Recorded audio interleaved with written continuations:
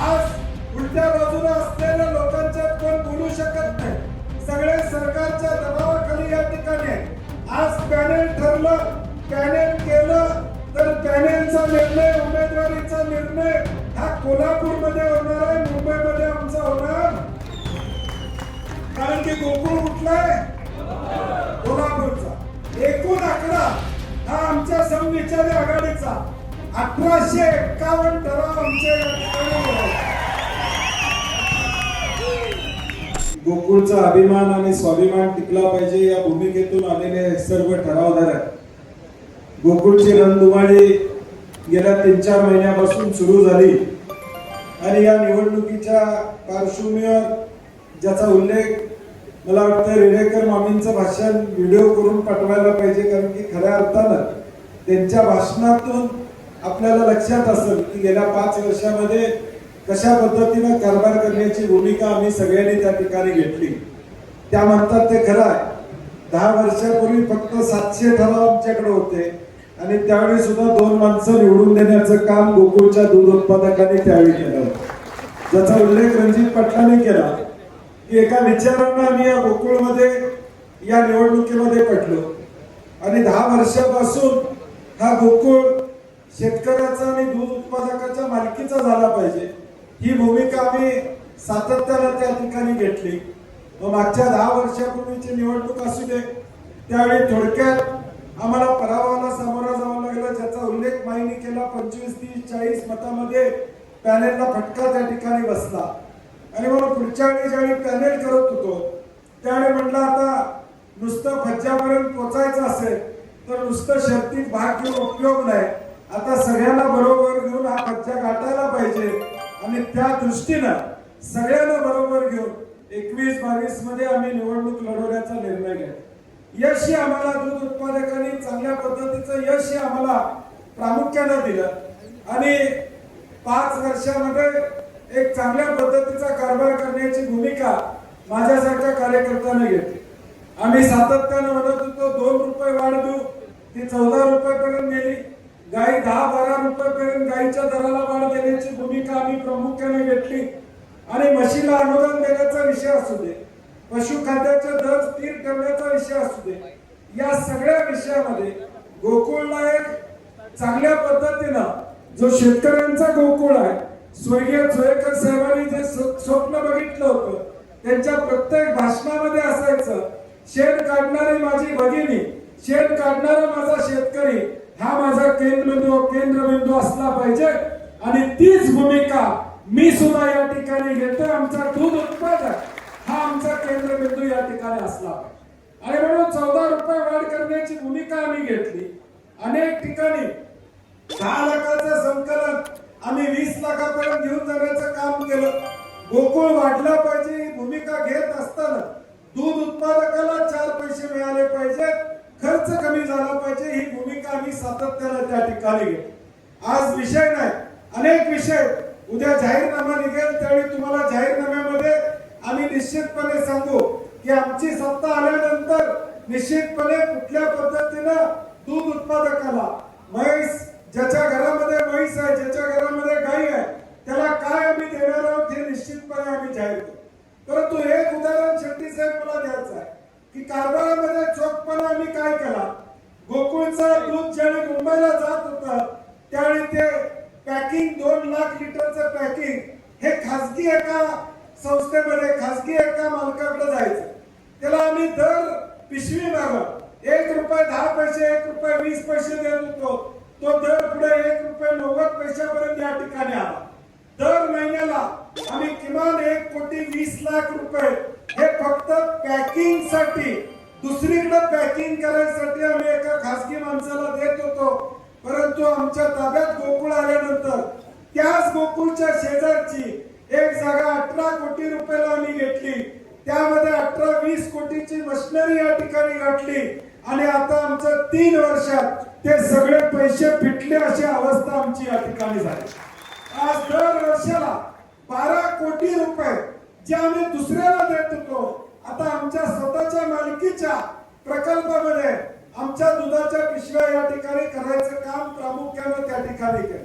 अशी अनेक उदाहरणं आहेत ₹1 मिळत असेल तर 86 पैसे हे गोकुळच्या दूध उत्पादकाला देण्याचं काम आपण करू. जसा फॉर्म्युला 70-30 चा 36 उचलला, इथं तर 86 पैसे आपण परत देण्याचं काम करतो. ते अजून 2 पैसे कसे वाढत नाही, हा आमचा उद्याच्या भविष्यकाळात या ठिकाणी प्रयत्न असणार आहे. आणि म्हणून आज अवस्था गोकुळची काय, ज्याचा उल्लेख शेट्टी साहेबांनी केला. आज उलट्या बाजूला असलेल्या लोकांच्यात कोण बोलू शकत नाही, सगळे सरकारच्या दबावाखाली या ठिकाणी. आज पॅनेल ठरलं, पॅनेल केलं, तर पॅनेलचा निर्णय, उमेदवारीचा निर्णय हा कोल्हापूरमध्ये होणार आहे, मुंबईमध्ये आमचा होणार. कारण की गोकुळ कुठला आहे, कोल्हापूरचा. ही लढाई आता कोल्हापूरच्या अस्तित्वाची आहे, ही लढाई आता कोल्हापूरच्या मातीची आहे, ही लढाई आता कोल्हापूरच्या स्वाभिमानाची आहे, ही लढाई कोल्हापूरच्या अस्मिता, स्वाभिमान आम्ही जपण्याची आहे, ज्याचा उल्लेख अनेक वक्त्यांनी आपल्या भाषणामध्ये या ठिकाणी केला. पहिला लढा 10 वर्षापूर्वी आम्ही केला, तो मल्टी स्टेट होऊ नये केला. मल्टी स्टेट झाला असता तर निवडणूक काय झाली नसती. मल्टी स्टेट नाही, म्हणून आज विरोधकांना तुम्ही आमचे ठरावधारक असला तरी पै पाहुणा भेटा येतोय, बोलायला येतोय. आज ठरावधारकाला जी काही या ठिकाणी प्रतिष्ठा, ही फक्त आणि फक्त मल्टी स्टेट न झाल्यामुळे आज मालकी आमची अबाधित नाही. आज 7 बाऱ्यावर गोकुळच्या 5,500 संस्थांचं नाव लागलं.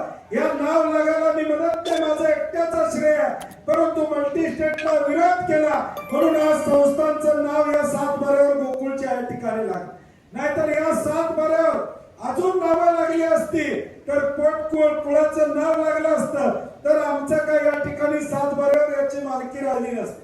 आज ताटमानेने आम्ही या कोल्हापुरातले संस्था सांगू शकतो की गोकुळमध्ये मी सभासद आहे, मी मालक आहे. ही भावना आम्ही या ठिकाणी निर्माण केली. तुमच्या मालकीचा हक्क अबाधित ठेवण्याचं काम आम्ही प्रामुख्याने या ठिकाणी केलं. मी 10 वर्षापूर्वी निवडणूक लढवली, त्यावेळी रणजित दादा तुमच्या उलट निवडणूक लढवत असताना तुमच्या कुठल्या संस्था पत्र करायचं काम आम्ही केलं का केलं? आम्ही समोरासमोर निवडणूक लढवली. उद्याला निर्णय लोक घेऊ द्या, मी कधी संस्था पत्र करायच्या भानगडीत पडलो नाही. 5 वर्षापूर्वी लढलो नाही आपण. अभिजित त्यावेळी काय संस्था पत्र संस्थेवर कुठले मला वाटत नाही हरकत आपण कुठे घेतली. पॅनेल उभं करत असताना उलट्या बाजूच्या कुठल्या संस्थेवर हरकत घेतली नाही. कारण की मूळ पाया काय गोकुळचा, शेतकरी चंदगडचा या ठिकाणी म्हशीचं दूध काढतो, तो काय किटली भरून गोकुळ शिरगावला येणार आहे का दूध घ्यायला? आमचे अस्तित्व या गोकुळचा या जिल्ह्यामध्ये आहे.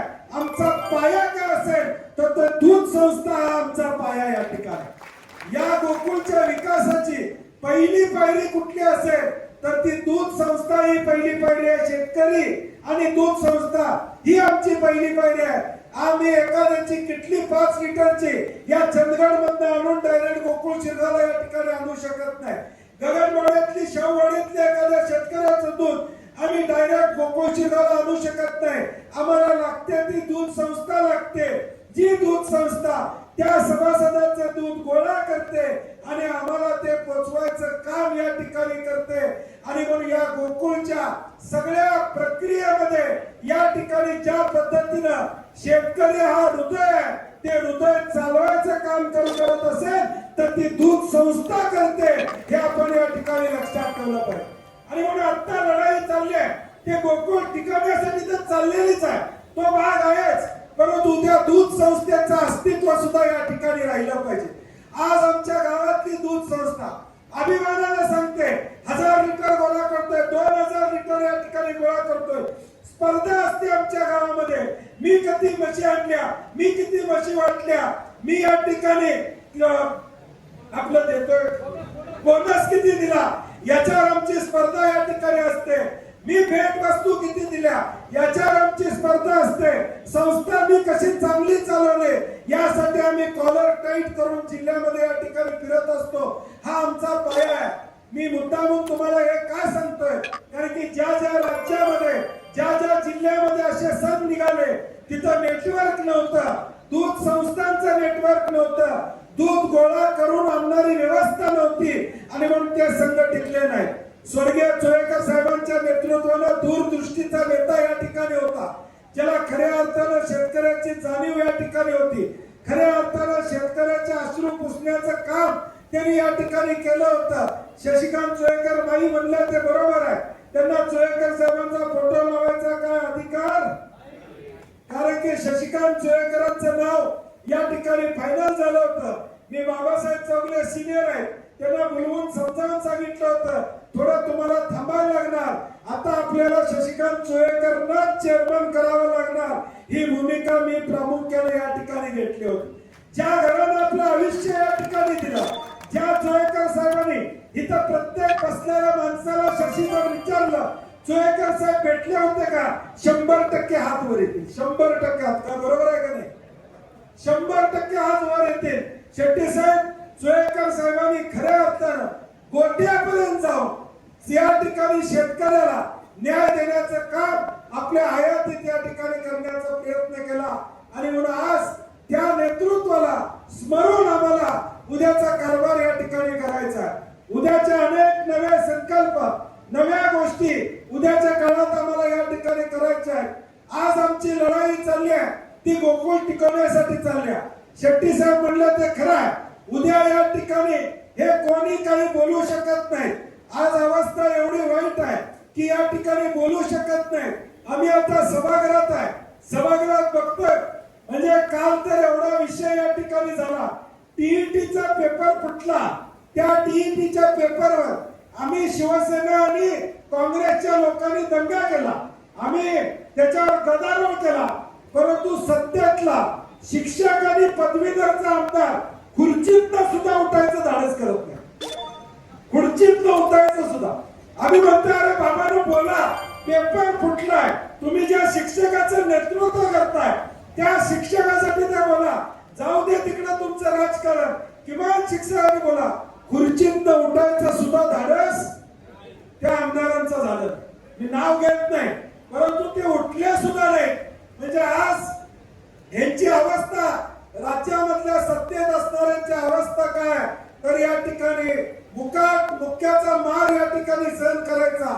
लोकांचा प्रश्न असला तरी त्या ठिकाणी बोलायचं नाही, भूमिका घ्यायची नाही.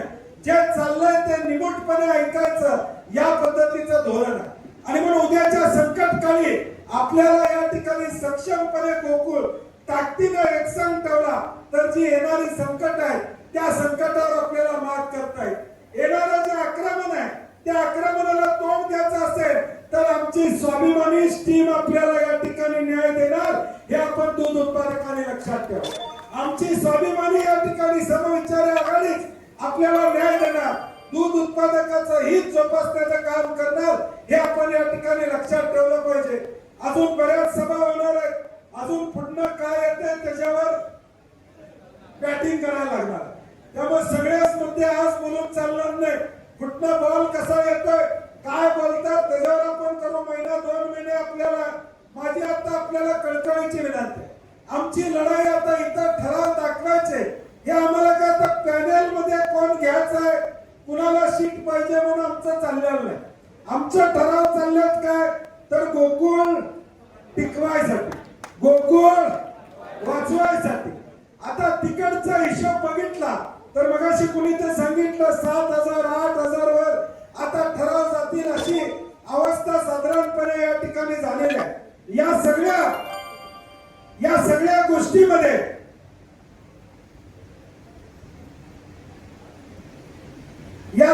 गोष्टीमध्ये आज आपण खात्रीला या ठिकाणी लक्षात ठेवलं पाहिजे. एका बाजूला महायुतीची पैशाची सत्ता या ठिकाणी, दुसऱ्या बाजूला वजन प्रचंड प्रमाणात आहे. 1 किलो 2 किलो 3 किलो 5-5 किलो पर्यंत वजन टाकायची ताकद. मी काय तो बोलत नाही, टीव्ही चालू आहे, तुम्हाला लक्षात आलं काय म्हणायचं. आणि दुसऱ्या बाजूला 14 रुपये दर देणारा कोणती पार्टी, दुसऱ्या बाजूला दुधाला दर देणारी आमची आघाडी आहे. दुधाला न्याय देणारी आमची आघाडी या ठिकाणी आहे. म्हशीला न्याय देणारी आघाडी आमची आहे. गाईच्या दुधाला न्याय देणारी आघाडी आमच्या बाजूला आम्ही आहे. आणि उलट्या बाजूला वजन घेऊन बसलेले लोक आहेत. आपण आता निर्णय घ्यायचा आहे की आपण कुठल्या बाजूला या ठिकाणी जायचं. इथं आलेले तर तुम्ही सगळेजण आमच्या बरोबर आहात याची मला निश्चितपणे खात्री आहे. परंतु मगाशी शशिकांत पाटील सुळेकरांनी का कुणीतरी भाषणात सांगितलं, तुम्ही प्रत्येकाने किमान 5 ठरावधारकाला भेटलं पाहिजे आणि त्याचं परिवर्तन या ठिकाणी केलं पाहिजे. निकाल लागल्यानंतर बिन आवाजाचा बॉम्ब फुटणारच आहे. कारण की उलट्या बाजूला आहे का नाही, आपल्यात काय खतखत आहे का? आपल्यात काय खतखत आहे का? पलीकडं आहे का नाही? किती आहे? हा, मारामारी आहे. म्हणजे पलीकडे एवढी खतखत लागल्या, उमेदवारीवरच खतखत लागल्या की माझं का तुझं, मला किती शिटा तुला किती शिटा, ह्याच्यावरच आता शक्ती प्रदर्शन चाललेलं आहे. आमची लढाई सीटांसाठी नाही, आमची लढाई दूध उत्पादकांसाठी आहे. हे आपण या ठिकाणी लक्षात ठेवलं पाहिजे. आमचा लढा आहे तर दूध उत्पादकाला न्याय देण्यासाठी हा लढा आहे. आमचा लढा या ठिकाणी सीटांसाठी या ठिकाणी नाही. त्यामुळे माझी आपल्याला विनंती असणार आहे की आता आकडेवारी मी जरा तुम्हाला सांगायचे मला, कारण की बरंच वेगवेगळ्या पद्धतीने या ठिकाणी आकडेवारी समोर येते.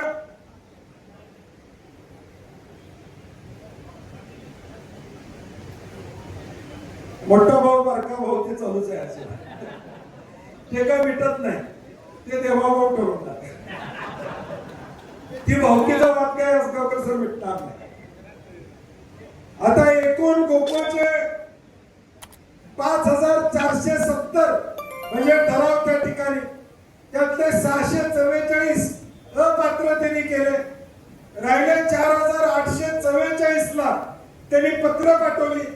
त्यात आता आज आणि बातमी आले त्यातले 269 परत अपात्र झाले. आज आले ते पहिल्या 688 मध्ये थोडे 269, राहिला आकडा 4575. हा एकूण आकडा मताला जायचा. आजची परिस्थिती मला या निमित्तानं तुमच्या माध्यमातून लोकांना सांगायचं आहे की जे 427 अभिजित पाय अपात्र झाले त्यांना पात्र केल्याशिवाय आम्ही गप्प बसणार नाही. ही सुद्धा भूमिका आम्हाला या ठिकाणी घ्यावी. जे अपात्र झाले त्यांना सुद्धा पात्र करण्याची भूमिका आमची निश्चितपणे या ठिकाणी राहणार. हे गोकुळचे ठराव ज्यावेळी द्यायचं झालं डोंगरे साहेब, त्यावेळी आपण सगळ्यांना तुम्हाला निरोप दिले. तुम्ही फोन करून विचारत होता मला शक्ती प्रदर्शन करायचंय का, एकत्र जायचंय का. त्यावेळी आमचं ठरलं नव्हतं शेट्टी साहेब शक्ती प्रदर्शन करायचं. मी सगळ्यांना सांगितलं जसं येतील तसे तुम्ही ठराव नेऊन द्या. दिलात का नाही? बऱ्याच जणांनी मला दिलात का नाही? हात करा. म्हणजे कळलं पाहिजे की बऱ्याच लोकांनी आमचे ठराव दिले. आपण नंतर अचानकपणे राष्ट्रवादीने जाहीर केलं की शक्ती प्रदर्शन करणार. मग आमच्यातले जरा सचिन वरपडे, जीवन पाटील उत्साही ना साहेब, आपलं बी दाखवलं पाहिजे. आपण बी मेळावा घेतला पाहिजे. आपण पण ताकदीने गेलो पाहिजे. अरे म्हणलं लई जणांनी दिल्या आता त्यासनी परत हेरपाटा करायचा का नाही? येतात साहेब. कुठं आज गाडी आम्ही कुणाला दिलेली का? दिल्या गाडी तुम्हाला? आम्ही सांगा, एकही गाडी कुठं पाठवलेली नाही. सगळे मिळवणार आहे, सगळ्यांना आणायला लागणार, सगळ्यांना इथं बोलवायला लागणार, हेरपाटा होणार.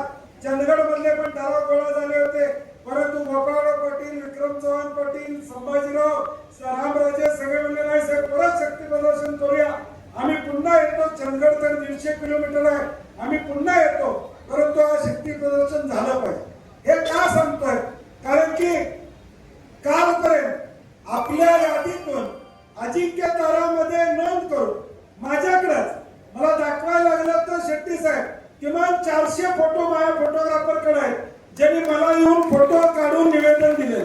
मला येऊन फोटो काढून ठराव जमा त्या ठिकाणी केलेले आहेत. प्रत्येकाला वाटतं ठराव देताना बंटी पाटलावर फोटो काढावा, साक्ष असलेली बरी म्हणतात ना माणसं. याच्या डोक्यात राहू दे, आम्ही हाय याच्यावर. त्यामुळं फोटो काढण्या लोकांनी ठराव जमा केले. असे आमचे ठराव 979 ऑलरेडी जमा झालेले. 979 तालुकावर यादी आमचे. मला काय खोटी आकडेवारी बाकीच्यांसारखी द्यायची नाही. मला काय पॅनेल मध्ये सीताकुराला माग आहे? मला पॅनेलच करायचं आहे ना, मला निवडूनच आणायचं आहे, मला 25 उमेदवार उभे करायचे आहेत. मला काय करायचं? पाठ तुपटून गेला, 4000 माझ्याकडे ठराव आहेत, 5000 ठराव, मला काय नाही. मला दूध उत्पादकाला न्याय द्यायचा, मला लोकांच्या पर्यंत जायचं आहे. त्यामुळं आमच्या आकडेवारीत कुठलाही या ठिकाणी गोळ नाही. 979 आम्ही ठराव ऑलरेडी या ठिकाणी दिलेले आहेत. आणि आज आणि उद्या काही लोक उद्या येणार आहेत, कारण की आज काही लोक येणार आहेत. गडिंग्लज मधून जवळजवळ 10-12चा गट्टा उद्या येणार आहे. करवीर मधले काही लोक उद्या येणार आहेत, काही पंढरपूरला गेलेले आहेत असं मला सांगण्यात आलं. असे मिळून उद्यापर्यंत आमचे 872 ठराव या ठिकाणी गोळा होते. एकूण आकडा हा आमच्या समविचारी आघाडीचा 1851 ठराव आमच्या या ठिकाणी गोळा होते.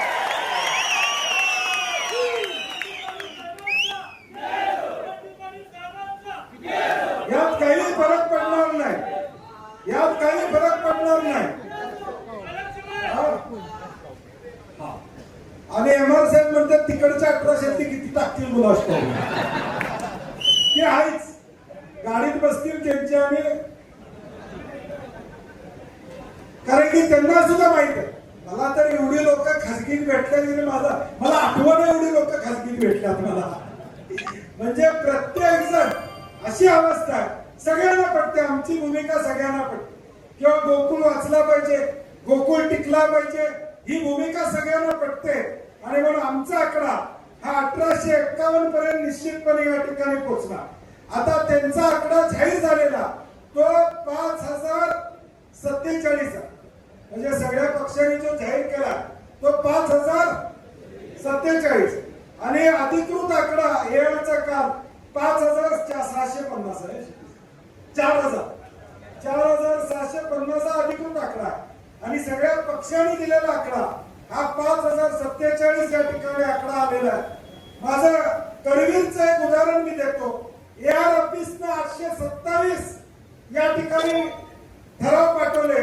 827 पैकी 868 प्राप्त ठराव पाठवले. 868 करवीर मध्ये 827 या ठिकाणी जमा झाले असं म्हणतायत. करवीरवाल्यांनी जर हात करा, दक्षिण आणि करवीर करा लवकर. म्हणजे इथंच आमचे 100-150च्या पुढे करवीर दक्षिण या ठिकाणी आमच्याकडे. म्हणजे आकडेवारी या ठिकाणी काय सांगतोय? आता 132 ठराव गगनबावडा आहे. किती आहे टोटल पात्र? पत्र धरून 132. कालपर्यंत 75 ठराव या ऑफिसला गेले. आमचे सुद्धा त्यामध्ये ठराव गेलेले आहेत. आमचे आता ठराव इथं गगनबावड्याचे आलेले हातवर करा. 100च्या खाली आकडा आहे. मी काय सांगतोय आकडेवारी की तुम्हाला सुद्धा विश्वास बसला पाहिजे की ताकदीनं आपण या ठिकाणी निवडणूक लढवणार आहे. चंदगड मध्ये 426 या ठिकाणी पात्र झाले. या ऑफिसला 300 आलेले. आमचा आकडा जवळजवळ 190च्या पुढे या ठिकाणी चंदगडचा जाते. बरोबर आहे का बघितलं? म्हणजे आज आमची अवस्था ही बघितली तर आपल्याला लक्षात येईल की 1851 या ठिकाणी आम्ही जे या ठिकाणी सांगितलं त्या पद्धतीने या ठिकाणी आमचं नियोजन या ठिकाणी असणार आहे. आणि म्हणून माझी आपल्या सगळ्यांना कळकळीची विनंती आहे, ही लढाई मी करतोय. मला कुठं गोकुळचा चेअरमन, मला काय टँकर, माझं दूध गोकुळलाच जाते. मला काय मिळणार? 5 रुपये दर वाढला तर मला बी पैसे दुधाला शेट्टी साहेब तुम्हाला आणि मला मिळणार. त्यामुळं हा घरात कमर उभा करणार. त्यामुळं मी राजू आवळेचे म्हणले, मी ज्या ज्या निवडणुका लढलो स्वतःसाठी जेवढं लागतं, ऋतुराज पाटील विधानसभेला उभारले त्यांना त्यांच्यासाठी जेवढं लागलो तेवढं राजू आवळेंसाठी लागलो, तेवढं राजू लाटकांसाठी लागलो, तेवढं राहुल पाटलांसाठी लागलो. इंदिराजी बरोबर आहे का? उदय पाटील लागलो का नाही करवीर मध्ये? तिकडे बदरघर राहणारा लागलो, ती गेली निघून आमच्या. म्हणजे उमेदवार घरचा असा माझ्याकडे काही विषय या ठिकाणी नसतोय. महापालिकेला कोण होतं माझ्या घरचं, जिल्हा परिषदला माझ्या घरचं या ठिकाणी कोण होतं, पंचायत समितीला कोण होतं, शिरोळ नगरपालिकेला गणपतराव दादा राजू शेट्टींच्या आणि आमच्या घरातला कोण होतं. आम्ही राबलो ना शिरोळसाठी. हे आम्ही जे मंडळी आहोत हे आमच्यासाठी राबत नाही तर तुमच्यासाठी राबणारे आम्ही मंडळी आहोत हे आपण या ठिकाणी लक्षात ठेवा.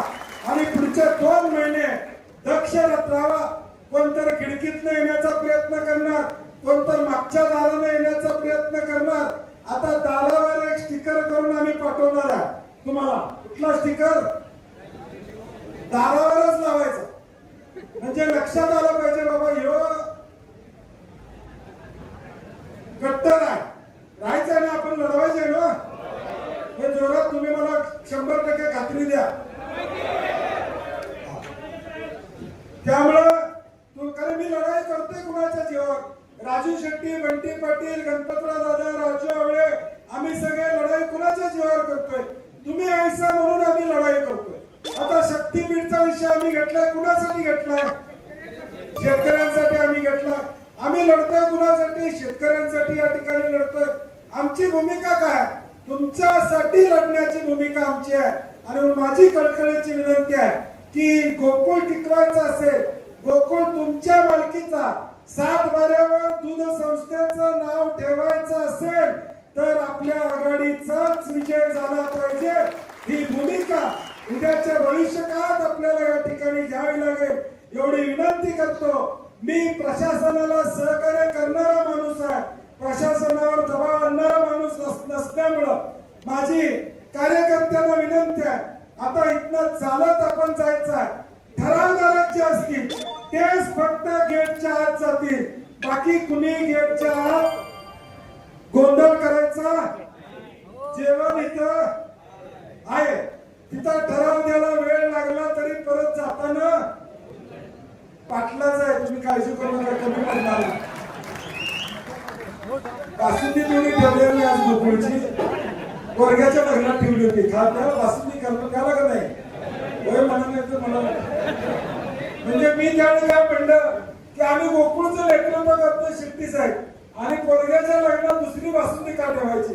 चेकनं पैसे दिले तर नाही ते आणि मुद्दाम काढतील म्हणून मी त्यावेळेस डिमांड ड्राफ्टनं पैसे दिले. आमच्या अकाउंट म्हणलं चेक नाही म्हणलं, डिमांड डीडी म्हणलं, डीडीला चेक पैसे द्यायचे म्हणलं.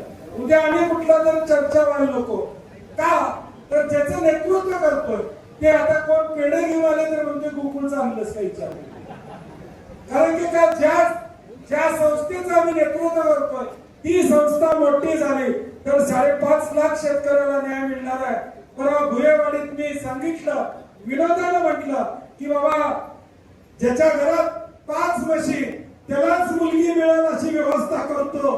परंतु जे विनोदानं म्हणलं ते शेट्टी साहेब सत्यात उतरेल याची खात्री मी निश्चितपणे या ठिकाणी देतो. ज्याच्याकडे म्हशी आहे, ज्याच्याकडे गाई आहे, जो दूध उत्पादक आहे त्याला प्रतिष्ठा मिळवून देण्याचं काम आम्ही करू. मी मगाशी देखील सत्यजित जाधवांच्या शिष्टमंडळात सांगितलं, आम्ही ज्या ज्या तालुक्यात जाऊ, आम्ही ज्या ज्या गावात जाऊ, आम्हाला 4 कुणाच्या घरला घेऊन जायचं असेल तर ज्याचा गोठा आहे त्याच्या घरला घेऊन जावा, त्याला प्रतिष्ठा देऊया. ज्याच्याकडे 4 म्हशी आहेत त्याला प्रतिष्ठा देऊया. 8-10 हजारची नोकरी प्रतिष्ठेची नाही आहे तर म्हशीचं दूध काढलं तर प्रतिष्ठा मिळते. हा मेसेज या ठिकाणी उद्याच्या भविष्यकाळात देऊया. शेतकऱ्याला प्रतिष्ठा मिळवून देऊया. पशुखाद्याचं सांगितलं, माहिती मला वाटते सगळं 5 वर्षाचं सांगितलेलं आहे. 50 रुपयांनी पशुखाद्याला अनुदान या ठिकाणी देणार आहे. उद्या सत्ता आली तर पशुखाद्याचे दर 100 रुपयानं कमी करण्याची भूमिका सुद्धा आमची राहील. हा विश्वास या निमित्ताने देतो.